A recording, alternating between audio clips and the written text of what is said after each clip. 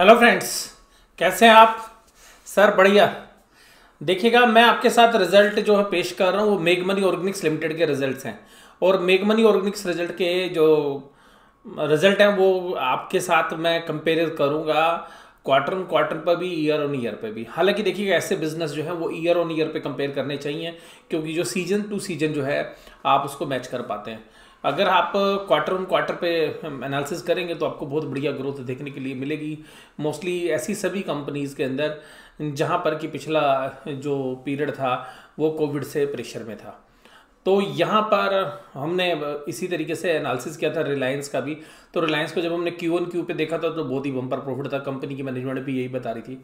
तो यहाँ पे हम दोनों पहलुओं से है जो है बात करेंगे, क्यू ऑन क्यू पे भी और ईयर ऑन ईयर पे भी, लेकिन ज़्यादा सिग्निफिकेंट जो है ईयर ऑन ईयर ही होगा इस तरीके के बिजनेस के अंदर। अब यहाँ पर पूरे बिजनेस का जो मैं एक रूपरेखा आपके सामने रख दूं कि ये कंपनी बेसिकली 3 सेगमेंट के अंदर काम करती है। मेग मनी ऑर्गेनिक्स खुद, यानी कि जो एक होल्डिंग कंपनी भी है मेग मनी फाइन कैम की, जो कि उसकी एक सब्सिडरी कंपनी है। तो यहाँ पे मेग मनी ऑर्गेनिक्स जो है 2 बिजनेस करती है, जिसके अंदर पिगमेंट्स यानी कि जो कलर वाला बिजनेस है, यानी कि जो पिगमेंट्स हैं, जो कलर पिगमेंट्स हैं वो उनको बनाती है। दूसरा बिजनेस है एग्रोकेमिकल बिजनेस। तो ये 2 बिजनेस इस कंपनी के खाते में है।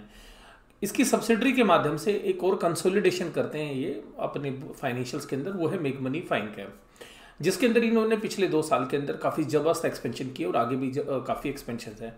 इसके अलावा मेग मनी ऑर्गेनिक्स के अंदर पिगमेंट में एक्सपेंशन नहीं है, क्योंकि पिगमेंट का एक सैचुरेटेड टाइप बिजनेस है, लेकिन एग्रोकेमिकल्स में इनके एक्सपेंशन भी हैं। और इस बार भी जो पूरी परफॉर्मेंस आप देखेंगे पूरी, तो वो एग्रोकेमिकल्स की ही बदौलत आपको प्रॉफिट्स नज़र आएंगे। सब जो भी आज आपको इम्प्रूवमेंट जो है नज़र आएगी। तो जो रिजल्ट्स हैं वो कैसे हैं वो तो हम बात करेंगे ही करेंगे। पहला पॉइंट मैंने आपको पहले ही बता दिया कि एग्रो केमिकल्स के जो है बेनिफिट है। दूसरा, इस सेक्टर के अंदर एक और सबसे खास बात आपको देखनी चाहिए कि जो रॉ मटेरियल की कॉस्ट है वो काफ़ी नीचे की तरफ आई हुई है, तो उसका बेनिफिट भी जो है इस कंपनी को मिला है, तो जिसका प्रॉफिट में एक अच्छा कंट्रीब्यूशन जो है हुआ है। तीसरा जो पॉइंट है वो है एम्प्लॉयज़ की सैलरी। तो हम काफ़ी समय से जो है इनकी एम्प्लॉयज़ की सैलरी पर जो है नज़र बनाए हुए इस कंपनी की कि ये सैलरी जो है बहुत ज़्यादा जो है हाइक हो जाती है। पिछले साल हमने देखा था कि मैनेजमेंट की रेम्युनरेशन में बहुत तेज़ी से वृद्धि हुई थी, और जिसको मार्केट ने पसंद भी नहीं किया था। लेकिन इस बार भी जो है एम्प्लॉई बेनिफिट एक्सपेंसिव या जो सैलरी वाला वो कंपोनेंट है वो काफ़ी ज़्यादा है। तो इसी पॉइंट को मैंने जो है कंपनी की मैनेजमेंट से बात करने की कोशिश की, और कंपनी के सीएफओ जो है चहल साहब, उन्होंने बहुत ही अच्छे से जो उसका रिस्पॉन्ड किया, और उन्होंने बताया कि सैलरी के जो बढ़ने के जो है 2 रीज़न्स उन्होंने मुझे बताए, जो मैं आपके साथ शेयर कर रहा हूँ। जिसमें से एक रीज़न उन्होंने बताया कि कुछ लेबर की जो सेटलमेंट थी वो इस क्वार्टर में की गई थी, क्योंकि पिछले क्वार्टर में कोविड की वजह से जो है सैलरी हाइक नहीं हुआ था, या जो सैलरी इंक्रीज़ होनी थी वो हमने रोक दी थी, जो कि हमने इस क्वार्टर में की है। और दूसरी जो उन्होंने बात बताई कि जो कंसोलिडेटेड फाइनेंशियल स्टेटमेंट में आपको सैलरी थोड़ी ज़्यादा लगेगी एम्प्लॉय बेनिफिट, क्योंकि जो हमने एक्सपेंशन मेग मनी फाइन कैम के अंदर की है तो वो जो है बढ़े हुए हैं। तो ये भी मैं आपको एक स्पष्ट रूप से जो मुझे जवाब मिला, तो यहाँ पर आप अपना एनालिसिस भी जो है देखिएगा। तो यहाँ पे एक सैलरी का जो पार्ट है वो आपको बढ़ा हुआ नजर आएगा, उसके रीजंस भी मैंने आपके साथ शेयर किए। उसके बाद देखिएगा डेप्रीशिएशन। तो डेप्रीशिएशन की जो फिगर है वो भी एक ज़्यादा बढ़ती हुई नजर आएगी। रीज़न क्योंकि इन्होंने जो एक्सपेंशन की है, तो जो नई नई फैक्ट्रियाँ इन्होंने खोली हैं, नए नए बिजनेस जो इन्होंने करे, तो उनकी जो असेट्स बढ़ी हैं, प्रॉपर्टी प्लांट एंड इक्विपमेंट्स, उस पर एक डेप्रीशिएशन का कंपोनेंट आपको ज़्यादा मिलेगा। उसके बावजूद भी कंपनी के ऑपरेटिंग प्रॉफिट जबरदस्त है, और ऑपरेटिंग मार्जिन्स भी काफ़ी बेहतरीन है, वो भी मैं आपके साथ डिस्कस करूंगा। और उसमें सबसे बेहतरीन है एग्रोकेमिकल बिजनेस। और आप लोग ध्यान रखिएगा कि मेग मनी ऑर्गेनिक्स जो है अपना डीमर्जर कर रही है, तो डीमर्जर में आपको जो शेयर मिलेगा वो मेग मनी फाइन कैम का मिलेगा। तो जो अभी बिजनेस, अगर स्टैंडअलोन के अंदर जो बिजनेस अभी आप देखेंगे वो बिजनेस आपके पास रहना है बेसिकली, और जो दूसरी कंपनी उसका शेयर आपको मिल जाना है। तो जो मेग मनी ऑर्गेनिक्स के अंदर जो बिजनेस मैं अभी आपके साथ डिस्कस कर रहा हूँ, उस बिजनेस के अंदर आप एग्रोकेमिकल्स और पिगमेंट पे जो है ज़्यादा फोकस करिएगा, क्योंकि फ्यूचर में चल के आपके पास यही शेयर रहना है।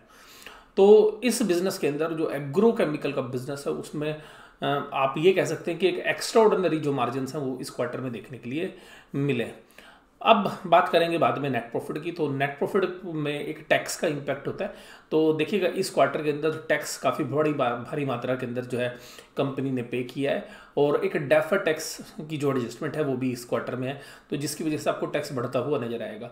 तो जो डेफर टैक्स की एडजस्टमेंट है वो क्या होती है कि देखिएगा जब हम प्रॉफिट्स निकालते हैं तो उसके बाद जब सरकार को हमें टैक्स देना होता है तो सरकार अपने नियम के हिसाब से टैक्स लेती है, यानी कि जो इनकम टैक्स का कानून है उसके हिसाब से टैक्स लेती है।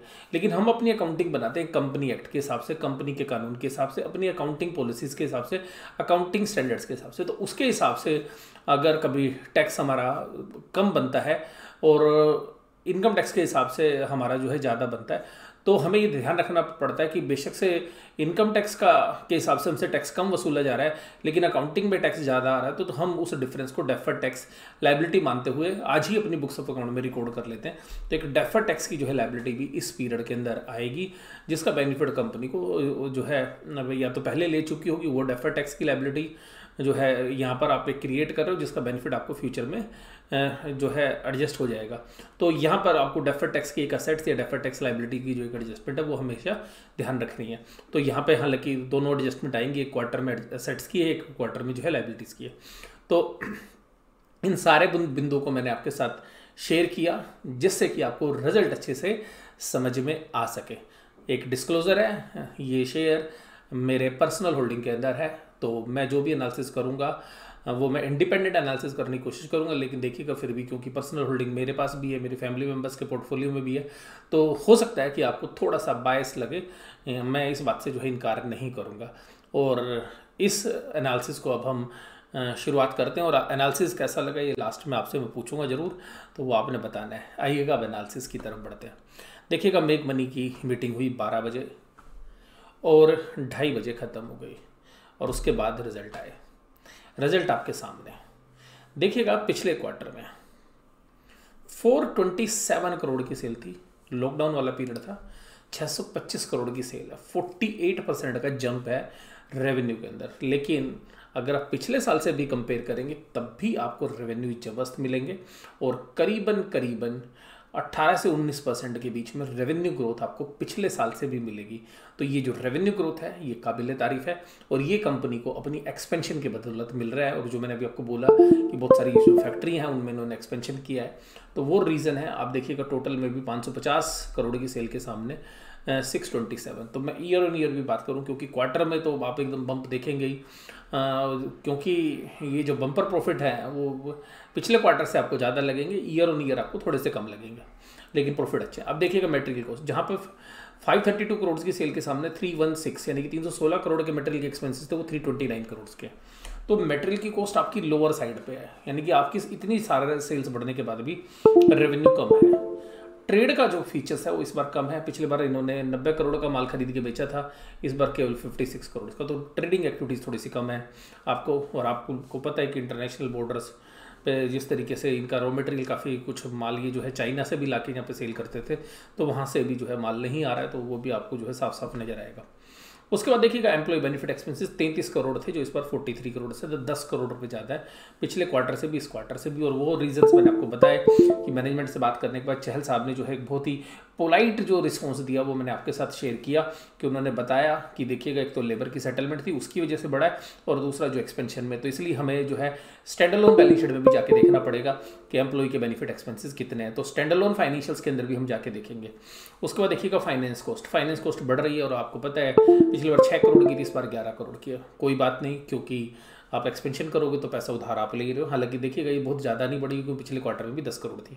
डेप्रिसिएशन की फिगर 22 करोड़ से बढ़कर 32 करोड़ हो गई। इसमें भी घबराने की जरूरत नहीं है, जब आपने इतना विस्तार कर लिया है, इतनी सारी असेट्स बना ली हैं, तो उन पर डेप्रिसिएशन तो लगेगा ना। तो वो डेप्रिसिएशन की वैल्यू जो है इंक्रीज होती हुई नजर आ रही है।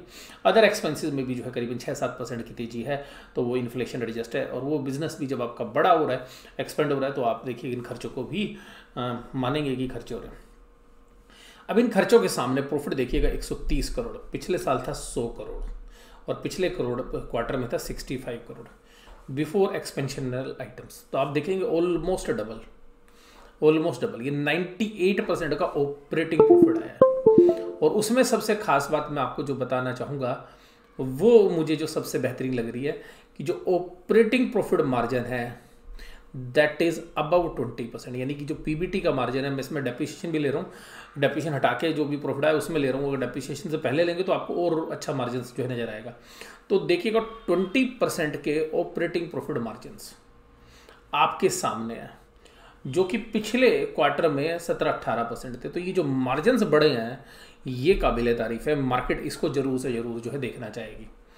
तो प्रॉफिट देखिएगा 130 करोड़, 100 से बढ़कर 130 करोड़, यानी कि 30% का कैगर हो गया आपका CAGR। कंपनी पहले भी ऐसे ही करती रही है, तो एक बेहतरीन ग्रोथ आपको रेवेन्यू फ्रंट पे भी, सेल्स फ्रंट। मैं क्वार्टर ऑन क्वार्टर नहीं कह रहा, क्वार्टर में देखोगे तो 100% ही है, क्वार्टर में देखोगे तो 98% का प्रॉफिट है, डबल प्रॉफिट हो गया है।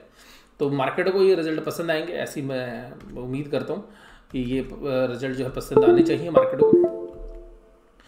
इसी तरीके से आप देखिएगा यहाँ पर, अब हम बात करें EPS की तरफ। तो अब EPS से आपको एक निराशा हाथ लगेगी, और उसका रीज़न भी बताऊंगा कि EPS नहीं बढ़ रही, EPS घट गई, और उसका रीज़न कहीं यहाँ पे, यहाँ देखिएगा ये प्रॉफिट सबसे ऊपर टॉप में, ये जो प्रॉफिट नज़र आ रहा है 13,000 करोड़ का, जो पिछले बार 10,000 का, यहाँ पर पिछले बार जो टैक्स था, ये दोनों को एडजस्ट करने के बाद केवल जो है 3 करोड़ का टैक्स था, यानी कि 100 करोड़ में से केवल 3 करोड़ का टैक्स था, और 97 करोड़ का प्रॉफिट था।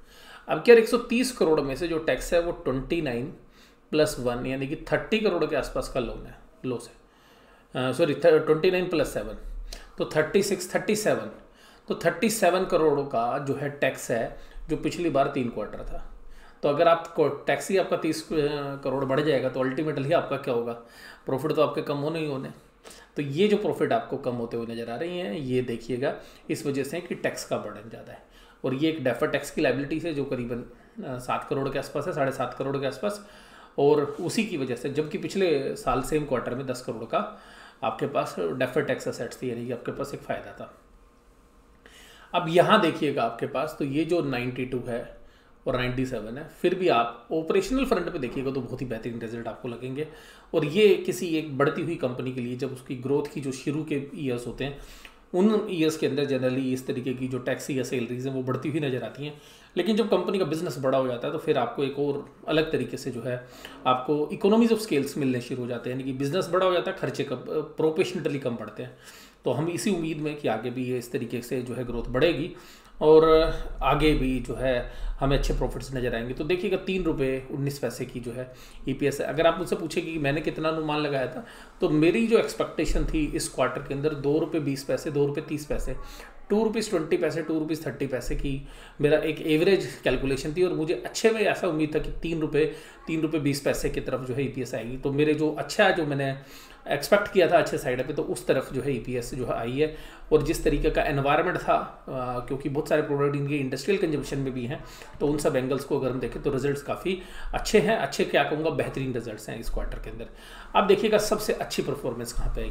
देखिएगा पिगमेंट में 164 करोड़ की सेल थी पिछले साल, जो 147 की है पिछले क्वार्टर से, तो देखो 100 करोड़ रह गई थी। लॉकडाउन वाला पीरियड, इसको हम नहीं देख रहे, ठीक है जी। अगर कंपनी चाहे तो इससे कंपेयर करके ना बहुत अच्छे रिजल्ट दिखा सकती है कि भाई पिछले साल के को एनालिसिस ना करके पिछले क्वार्टर से कर दो, भाई साहब रिजल्ट तो एकदम ऐसे लगेंगे जैसे पता नहीं इसने तो कोई खिलाफ तय कर लिया है। लेकिन हम उस एंगल से नहीं देख रहे, हम देख रहे हैं पिछले साल से, क्योंकि सीजन टू सीजन मेरे जो अपने स्टैंडर्ड्स हैं एनालिसिस करने के, मैं उन्हीं के साथ जो है करूँगा। ये नहीं है कि कंपनी मेरे पोर्टफोलियो में तो मैं अपना एनालिसिस करने का तरीका बदल दूँ, नहीं। तो ये बैंकिंग के बिजनेस को हमेशा क्वार्टर में चेक करता हूँ, NBFC बिजनेस को, लेकिन बाकी जो बिजनेसेस हैं वो आप सीजन टू सीजन देखना होता है, तो इसलिए क्वार्टर टू क्वार्टर ही देखना अच्छा जो रहेगा। हो सकता है कि इस बार यहाँ पे थोड़ी सी पेंटअप डिमांड भी हो, लेकिन मोस्टली जो है इसके अंदर पेंटअप डिमांड का जो कंपोनेंट है वो इतना ज़्यादा नहीं है। उसके बाद देखिएगा कि जो पिगमेंट है, एग्रोकेमिकल्स है, और क्लोरो एल्कलाइज एंड इट्स डेरिवेटिव्स है, जिसको हम आज की डेट में फाइन कैम में जो बोल रहा हूँ वो यही वाला बिजनेस है। तो देखिएगा यहाँ पे 218 करोड़ की सेल के सामने 277 करोड़ की सेल, 160 करोड़ का फाइन कैम की सेल के सामने 210 करोड़। मैं इसको इतना सुपर क्यों नहीं मान रहा जितना मैं एग्रो को मान रहा हूँ, क्योंकि देखिएगा क्लोरो एल्कलाइज एंड डेरिवेटिव्स में एक्सपेंशन बहुत ज़्यादा हुए हैं, तो ये एक्सपेंशन की वजह से सेल है। तो मैं आपको जो सैलरी बता रहा था कि बढ़ी है, वो इस एक्सपेंशन की वजह से भी है। तो देखिएगा 50 करोड़ की सेल बढ़ी है, तो आपको वहाँ पे सैलरी भी जो है बढ़नी थी थोड़ी सी। लेकिन जो बाकी इन्वेस्टर्स हैं कॉन्फ्रेंस कॉल में हो सकता है कि मैनेजमेंट से सवाल जरूर पूछेंगे सैलरी से संबंधित। जैसे मैंने ये एनालिसिस करना आपके साथ शेयर करने का प्लान किया, तो मैंने सबसे पहले जो है इसी पॉइंट के ऊपर जो है कंपनी के सीएफओ से बात करनी चाहिए और उन्होंने बहुत अच्छे से जो है इसका जवाब दिया, तो जो मैं आपके साथ शेयर कर भी रहा हूँ, क्योंकि बहुत सारे लोग जो हैं इसके ऊपर कंसर्न दिखाएंगे। तो मैंने इन सारे जो मुद्दे पे जो भी मैं आपके साथ डिस्कशन कर रहा हूँ, तो मैंने पहले जो है बात की है, मैं इस बात से इनकार नहीं करूँगा आपको। उसके बाद देखिएगा सेगमेंट रिजल्ट्स। तो देखिएगा सेगमेंट रिजल्ट जो है 21 करोड़ से लेकर 27 करोड़ रुपए के पिगमेंट के अंदर है। तो आपने देखिएगा यहाँ 6 करोड़ का एक्स्ट्रा प्रॉफिट कमाया। और आप देखिए एग्रो में तो भाई साहब जो है झंडे गाड़ दिए। और अगर आप नॉर्थ इंडिया की अगर लैंग्वेज की बात करें तो देखिएगा एग्रो केमिकल में तो लठ गाड़ दिए कंपनी ने। और लठ कैसे गाड़ दिए, 48 करोड़ से 70 करोड़ का प्रॉफिट कर दिया। तो मार्जिन्स देखिएगा कहाँ पे आए हैं, तो मार्जिन्स यहीं से आए हैं। हालांकि 11 करोड़ का प्रॉफिट जो है क्लोरो एल्कलाइज के अंदर भी है, तो क्लोरो एल्कलाइज में भी अच्छा है। इन्होंने किसी भी सेगमेंट के अंदर निराश नहीं किया, तीनों सेगमेंट में एक्सेलेंट ऑपरेटिंग प्रॉफिट्स है। फाइनेंस कॉस्ट तो देखिएगा बिजनेस बढ़ रहा था इसलिए बढ़ी है, तो बहुत ही एक्सेलेंट रिजल्ट है। और वो आपको यहाँ पर भी देखिएगा पिगमेंट में जो असेट थी 605 करोड़ से 551 करोड़ है, डेप्रिसिएशन होते होते नीचे आ गई, एक्सपेंशन नहीं है बिजनेस में। यहाँ देखिएगा 741 करोड़ की असेट्स थी एक साल पहले इनके पास एग्रो के अंदर, वो देखिएगा 1000 करोड़ पे चली गई। 25% की जो है असेट्स बढ़ गई हैं इस बिजनेस में। यहाँ तो देखिएगा कमाल ही हो गया है, 1222 करोड़ की सबसे हैवी इन्वेस्टमेंट इसी बिजनेस के अंदर है, क्योंकि इसमें पिछले साल भी इन्वेस्टमेंट थी, तो वो उसके साथ इस बार फिर इन्वेस्टमेंट हो गई। तो आप देखिएगा 1222 करोड़ से जो है इन्वेस्टमेंट बढ़कर 1360 करोड़ हो गई, और आफ्टर द डेप्रिसिएशन है। तो आप ये एक्सपेंशन का यहाँ से पता लगाएंगे कि जो सेगमेंट असेट्स हैं उनमें कितनी बढ़ोतरी जो है हो रही है। अब वो जो मैंने आपसे बात की थी कि अगर हम इसके अलावा अगर कंपनी के स्टैंडअलोन रिजल्ट्स देखते तो कैसे होते, तो आइएगा स्टैंडअलोन रिजल्ट्स पे बात करते हैं। तो स्टैंडअलोन रिजल्ट्स देखिएगा कि जो 390 करोड़ थे वो 425 करोड़ है। तो ये देखिएगा 425 करोड़ की सेल है, तो इसमें भी काफ़ी अच्छी सेल है। पिछले क्वार्टर से अगर हम देखेंगे तो सेल यहाँ पर भी करीबन 60-70% बढ़ रही है। अगर हम यहाँ पर सबसे मेन चीज़ जो देखेंगे वो ये है कि 154 करोड़ के जो है, अगर हम पिछले साल की बात करें मटेरियल की कीमत पिछले क्वार्टर की और पिछले साल देखें तो 247, तो आप देखिएगा सेल बढ़ने पर भी रॉ मटेरियल की कॉस्ट कम हो रही है। यही सबसे बड़ा एडवांटेज जो है कंपनी के पास आ रहा है, यानी कि रॉ मटेरियल के खर्चे जो है घट रहे हैं। ये बाकी एग्रोकेमिकल कंपनी के लिए भी एप्लीकेबल हो सकता है। तो अगर आप किसी दूसरी कंपनी में एग्रो कंपनी में इन्वेस्टेड हैं तो वहाँ पर भी आपको एनालिसिस करने में हेल्प मिल सकती है। इसके अलावा देखिएगा एम्प्लॉय कॉस्ट 22 करोड़ से बढ़कर 27 करोड़। तो आप देखिएगा आधा सैलरी का इम्पैक्ट केवल इस कंपनी में, और आधा सैलरी का जो इम्पैक्ट है वो फाइन केम यानी कि क्लोरो एल्कलाइज एंड इट्स डेरिवेटिव्स के अंदर है। तो यहाँ पर आपको एक सीधी सी बात पता चलेगी कि सैलरी का इम्पैक्ट यहाँ पे कम है, वहाँ पे ज़्यादा। तो यहाँ पर भी एक्सपेंशन से थोड़ा वो बढ़ता हुआ नजर आया।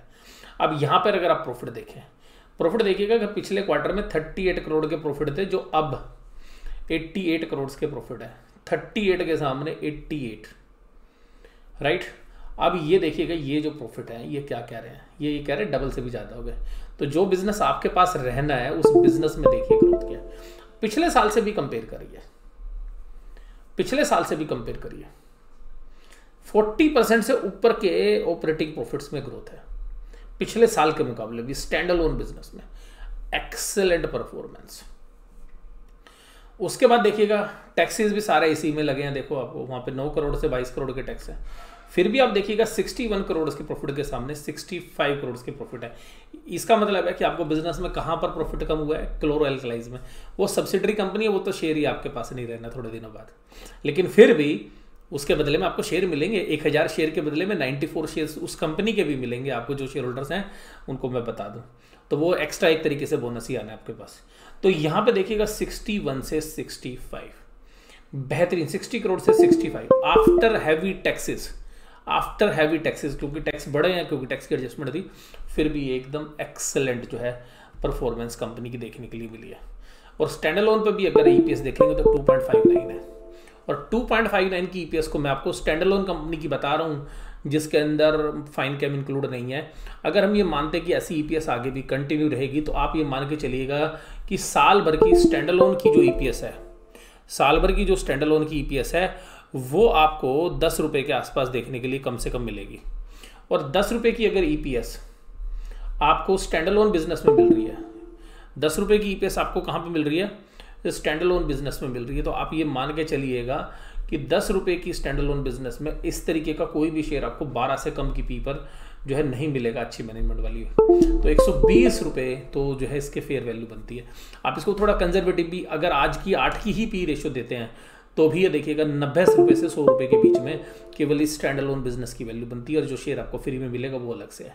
ये जो भी मैंने एनालिसिस आपके साथ करने की कोशिश कर रहा हूँ ये सब बिल्कुल इंडिपेंडेंट है, मेरी होल्डिंग इस शेयर्स के अंदर है, मैं इसको होल्ड किया हूँ, इस बात से मैं इनकार नहीं करूँगा। शेयर मार्केट इसको किस तरीके से लेती है ये आने वाला समय ही बताएगा, बट मार्केट में अगर दशाएं ठीक रही तो एक पॉजिटिव जो है ओपनिंग इस शेयर्स को मिलनी चाहिए। और मैं इसी कामना के साथ कि आप जो भी इस शेयर्स के अंदर इन्वेस्टर हैं उनको एक अच्छा प्राइस अप्रिसिएशन इस शेयर के अंदर मिले, मैं अपनी वीडियो यहीं पे समाप्त करता हूं। आपको ये वीडियो कैसी लगी ज़रूर से ज़रूर आप मुझे कमेंट बॉक्स में बताइएगा, और वीडियो इसी तरीके से देखते रहिएगा। वीडियो देखने के लिए धन्यवाद। Thank you very much.